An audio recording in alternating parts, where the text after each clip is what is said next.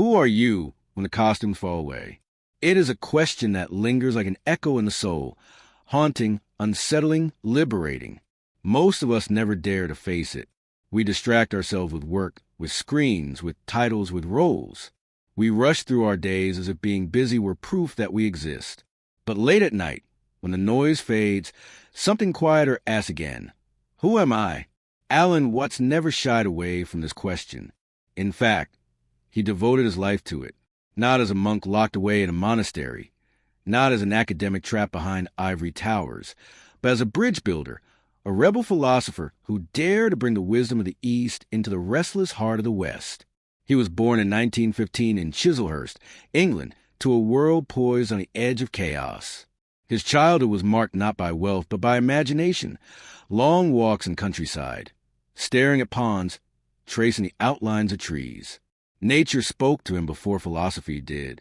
But soon the books came, thick, mysterious volumes on Buddhism, Hinduism, Taoism.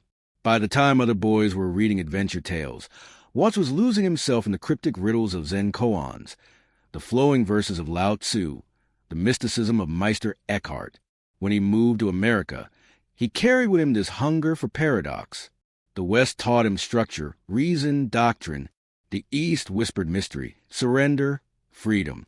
He realized that both traditions, though clothed in different languages, pointed toward the same mystery, that the self we cling to is not the truth of what we are.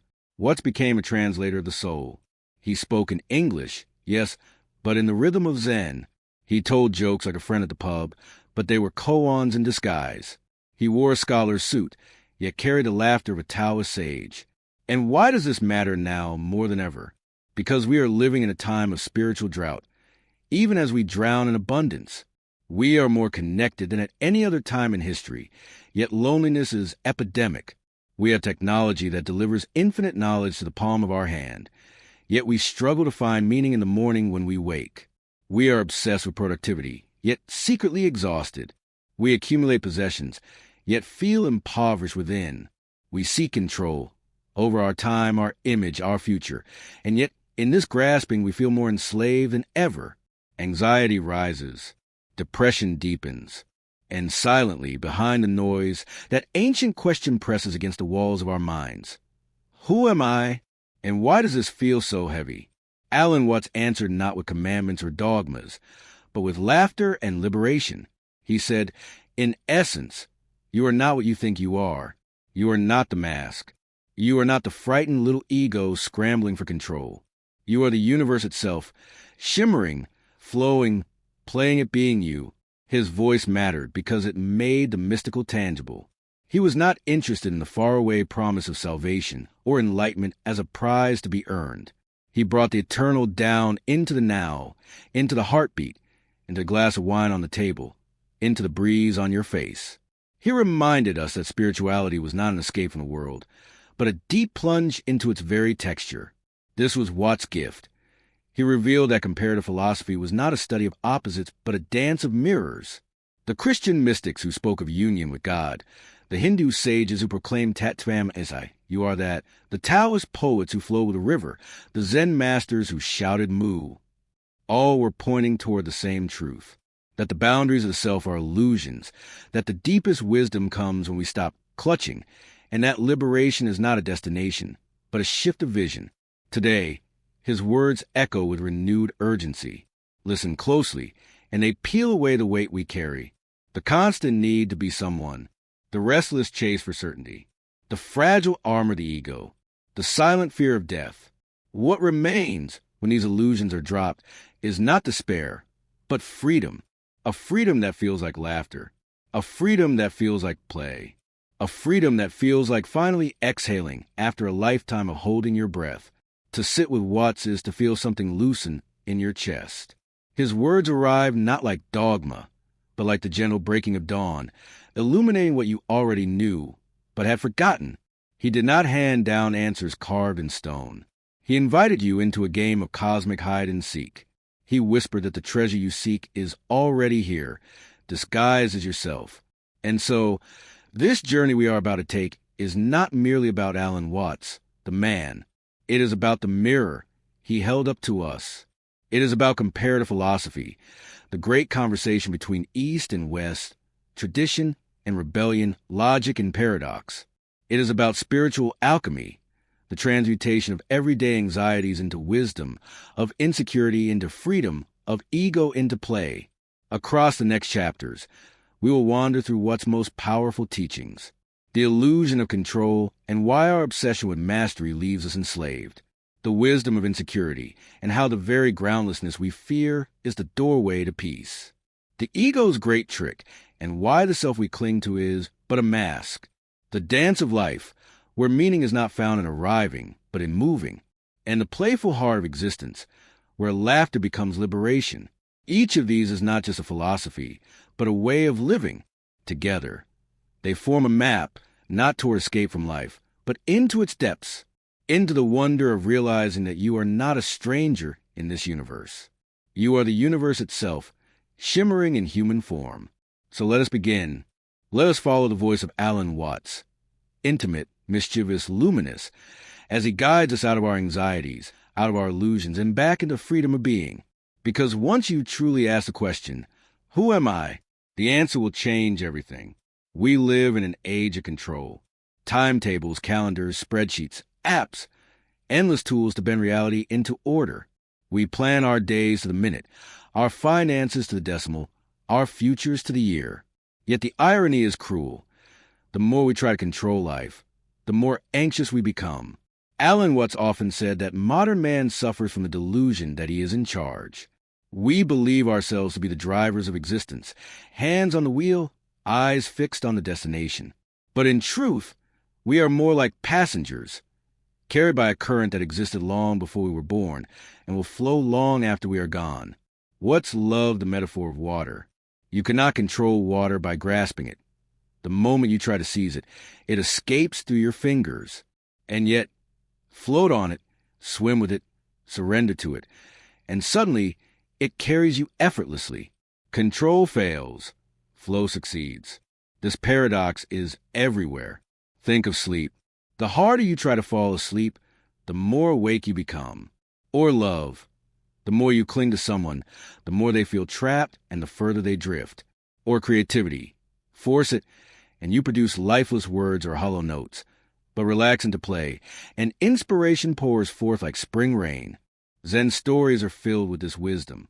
One master told his students, the harder you chase the butterfly, the faster it escapes. Sit still, and it may land on your shoulder. Taoism, too, sang of this truth, Wu Wei, the art of effortless action, to act in harmony with the flow of the Tao, rather than against it. Watts, bridging East and West, revealed this not as mysticism but as common sense. Why then do we cling so desperately to control? Because control feels like safety. We believe that if we can manage outcomes, we can prevent pain, uncertainty, or death. But life refuses to be managed. The stock market crashes, the body falls ill, relationships shift, storms arrive without warning. In the face of this unpredictability, our grip tightens. And so does our suffering. Watts would lean back, grin, say, the only way to make sense of change is to plunge into it, move with it, and join the dance. Liberation comes not from mastering life, but from realizing you cannot. When you let go of control, you discover something astonishing.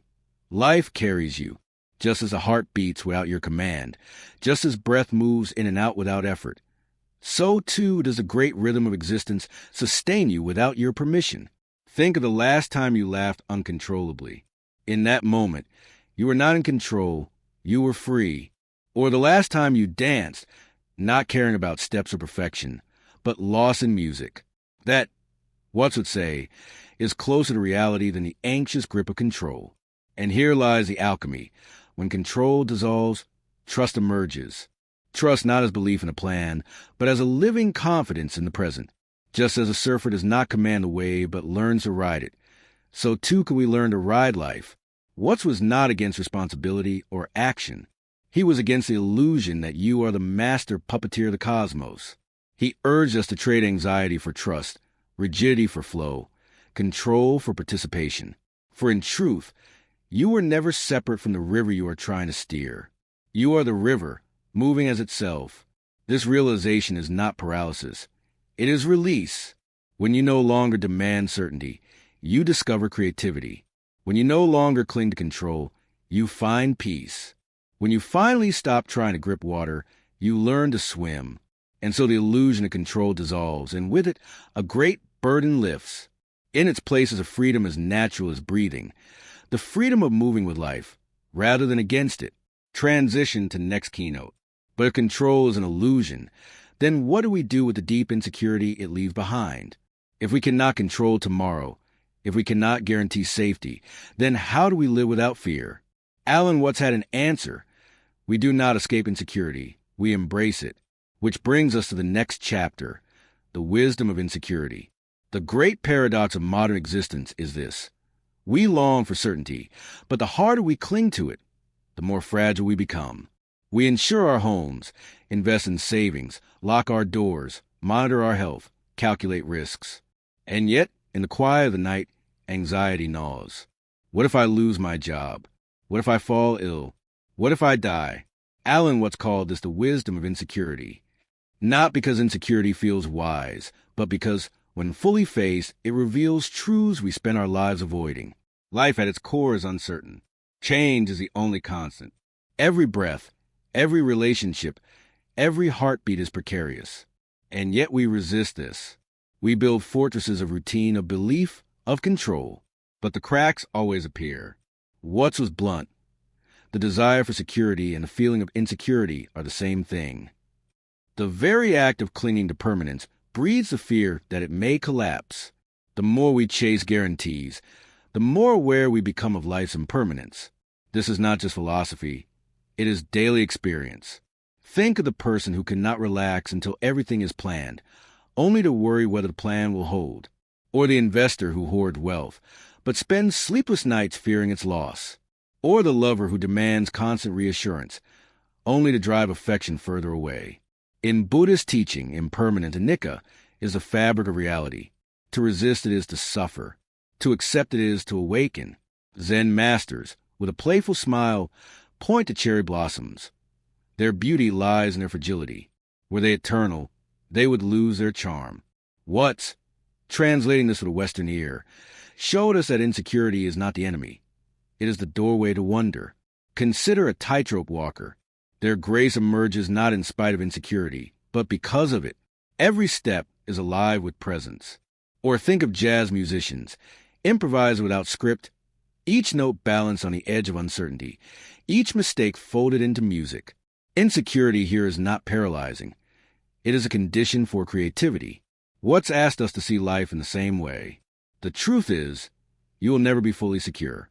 You will never know what tomorrow brings. And this is not a curse. It is liberation. For when you stop demanding permanence, you awaken to the beauty of this fleeting moment. You taste your coffee more deeply. You hold your child more tenderly. You laugh without knowing what comes next. The wisdom of insecurity is the wisdom of presence. For the only place that is ever safe, the only place life truly exists, is here, now.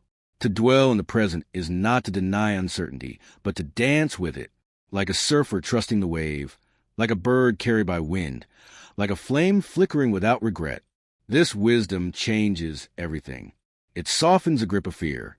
It turns the unknown into possibility. It reveals that the groundlessness we dread is the same space where joy, creativity, and love arise. To live in insecurity is to live in aliveness. And so Watts invites us into profound alchemy, to stop clutching at guarantees and to embrace life as it is, fleeting, uncertain, radiant. The insecurity we flee from becomes the very doorway to freedom. Transition to next keynote. But if insecurity is to be embraced, then who is it that feels insecure? Who is it that fears, clings, resists? To answer this, we must turn to the greatest magician of all, the one who creates the illusion of a separate I. And that magician is the ego. The ego is the great conjurer. It whispers that you are a separate entity, a skin-encapsulated self, as Alan Watts put it, isolated from the world, steering the ship of your life, controlling your fate. It tells you, here's a boundary. This is where you end and the world begins. But Watts warned us, this is a trick, a sleight of hand performed by thought. The ego is not an enemy, but neither is it the master it pretends to be. It is a mask, a role in the cosmic play. Think of an actor stepping onto the stage. The costume fits, the script flows, and for a moment, the role consumes him. The audience gasps and applauds, but deep down, the actor knows. This is not the whole of me. The ego, however, convinces us that the mask is our true face. We become trapped in roles: parent, worker, lover, citizen, forgetting that these are only passing performances in the theater of existence. What's often compared the ego to a spotlight on a vast stage.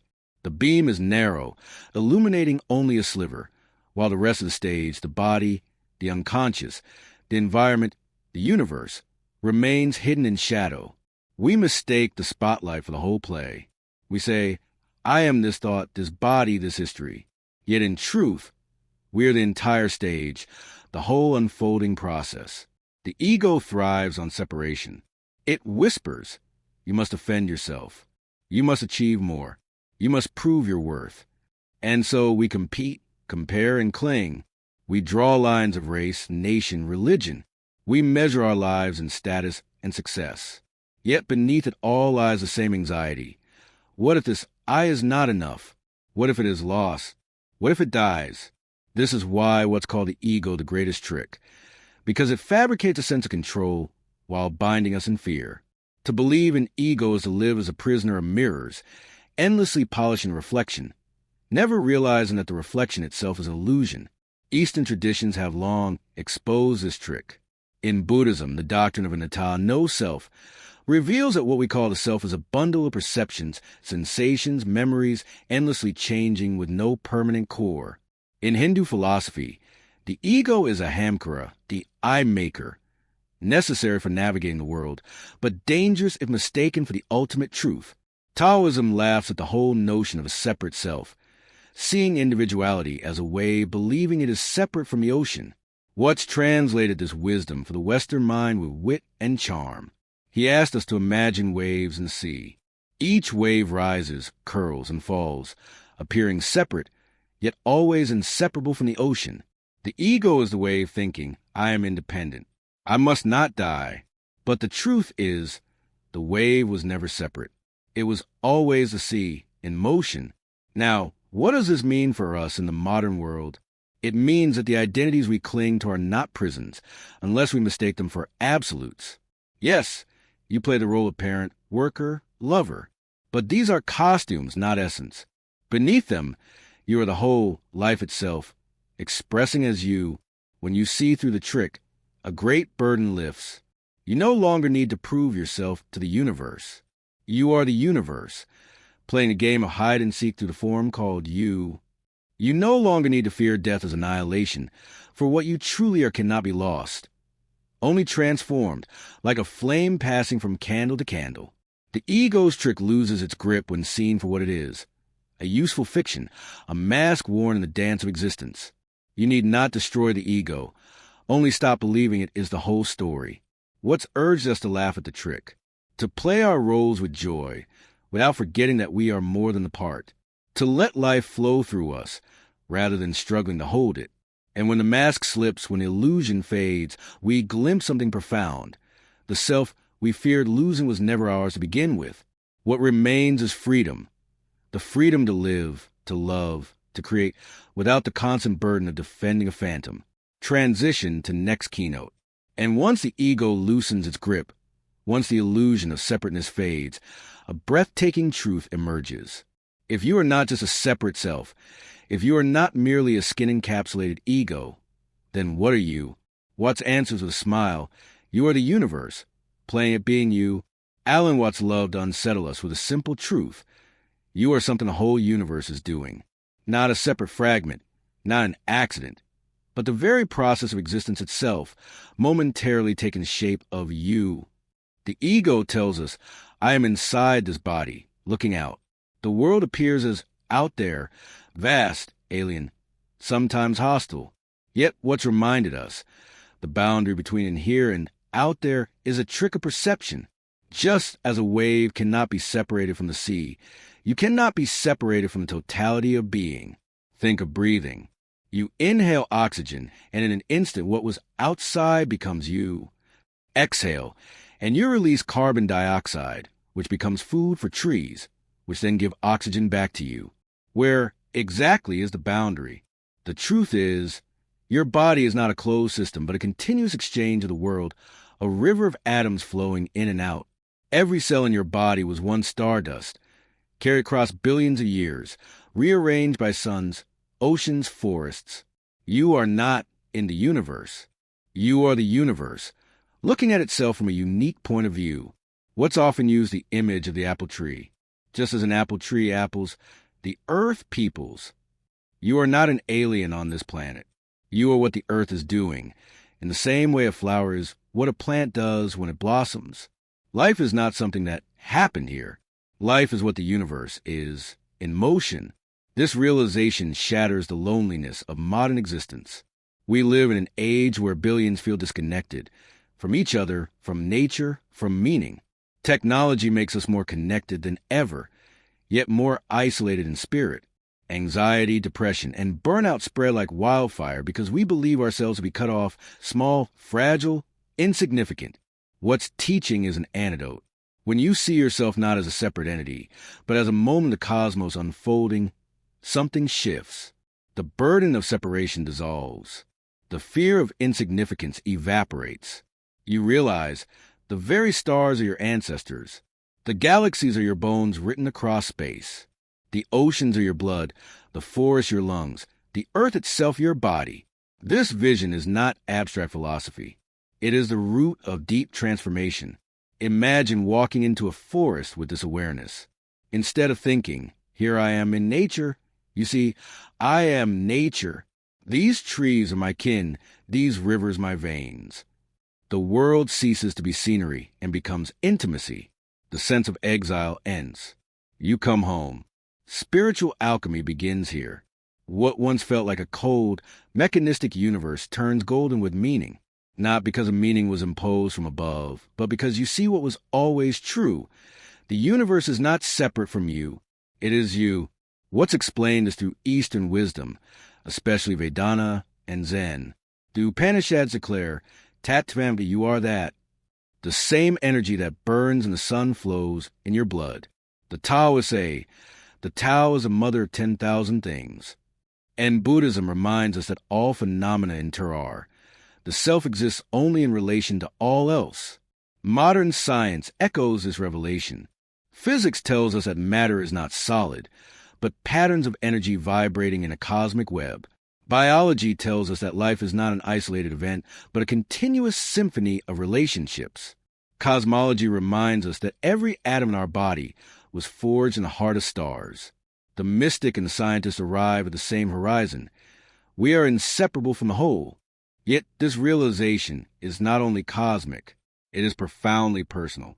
Imagine your struggles, your worries, your fears, all held against the backdrop of eternity.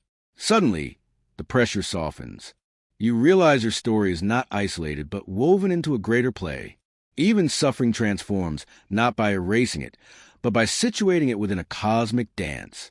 The rain nourishes the soil. The night gives depth to the stars. Your pains, too, belong. What's often laughed at how seriously we take ourselves. He reminded us, you are not a stranger in this universe. You are the universe, pretending, exploring, experimenting. And once you see this, life becomes less about control and more about participation. You no longer force the music. You dance with it. The greatest liberation is this: to recognize that you were never exiled, never alone, never separate. The universe has been looking through your eyes, breathing through your lungs, and dreaming through your imagination all along. Transition to next keynote. But if you are the universe, if separation is an illusion, then how should you live? What attitude best honors this truth? Watt's answer was both playful and profound. Live as though life were not a task to be completed, but a dance to be enjoyed. We began with a question, a whisper in the heart. Who am I, really? We follow that question into the labyrinth of insecurity, through the illusions of ego, into great unveiling, that you are not a separate fragment, but the very universe, playing at being you. Alan was taught not by handing out answers, but by dissolving the questions themselves. He showed us that life is not a problem to be solved, but a mystery to be lived. That freedom comes not from control, but from release. That the ego's mask is not a prison when you see it as play. Think of your life as music. The Western mind wants a finale, the resolution, the destination. But what reminds us? The beauty of a symphony is not in its final chord, but in every note along the way. Life is not a march to an ending, but a dance unfolding in this moment. To live well is not to arrive, but to play. You are not a stranger in this universe. You are not a fragile outsider clinging to existence. You are the cosmos, breathing, laughing, weeping, wondering through the miracle of your form. The galaxies spin, the oceans rise, the forests breathe. And here you are, another expression of the same infinite flow. So let go of the burden of being someone. Play your role with joy, knowing it is a mask in the divine theater. Step lightly into the dance, remembering that you are not the dancer alone, but also the music, the stage, the audience. And when you pause, when silence falls, remember this. You are not seeking the universe. You are the universe seeking itself. That is the secret what's left us, not as doctrine, but as invitation, to laugh more deeply, to breathe more freely, to love without fear, to see this moment, not the future, not the past, but this moment as eternal now. The dance is happening. The music is playing, and you are it.